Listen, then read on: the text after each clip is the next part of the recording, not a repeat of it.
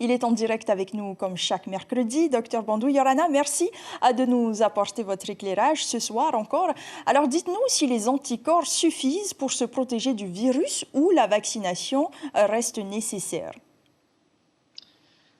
Il y a beaucoup d'études faites sur les anticorps anti-Covid. On en retrouve jusqu'à 13 mois après l'infection. Ça ne veut pas dire qu'en 13 mois, les anticorps soient encore protecteurs. C'est toute la différence. On ne peut absolument pas préjuger du fait qu'on ait suffisamment d'anticorps pour lutter contre une nouvelle réinfection. On sait maintenant qu'après un Covid léger, on a beaucoup moins d'anticorps qu'après un Covid qui serait plus sérieux. Et globalement, on conseille aux gens de rebooster l'immunité et refaire un shoot un petit peu d'anticorps avec une vaccination à partir du 6e mois après le Covid.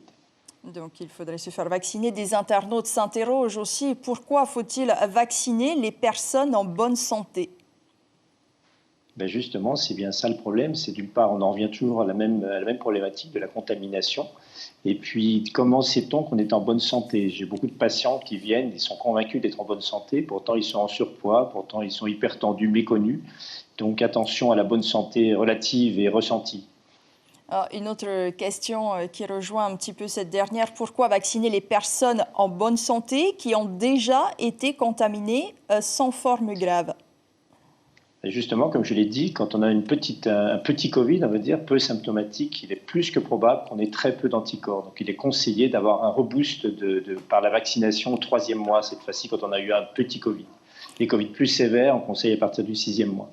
Alors, sur l'obligation vaccinale, cette fois, on sait que l'Organisation mondiale de la santé, l'OMS, n'est pas favorable. Alors pourquoi la rendre obligatoire? Alors c'est un sujet politique, mais c'est qu'au niveau médical pur, c'est beaucoup plus subtil. Quand on relit l'OMS, en fait, elle ne conseille pas la vaccination obligatoire pour les voyageurs pour se rendre dans les pays étrangers.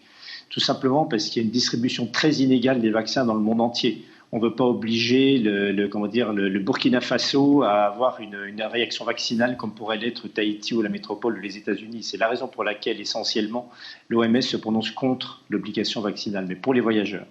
Pour terminer, docteur, très rapidement, en Nouvelle-Calédonie, un arrêté gouvernemental a été pris pour autoriser les médecins et les pharmaciens à vacciner. Cela va être le cas aussi en métropole à partir du 1er octobre. Qu'en est-il pour vous?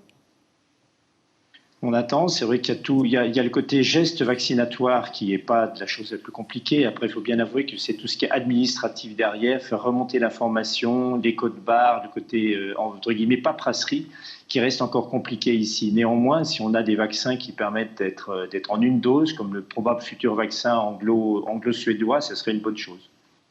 Merci beaucoup Didier Bandou d'avoir été en direct avec nous dans ce journal, comme chaque mercredi. Bonsoir.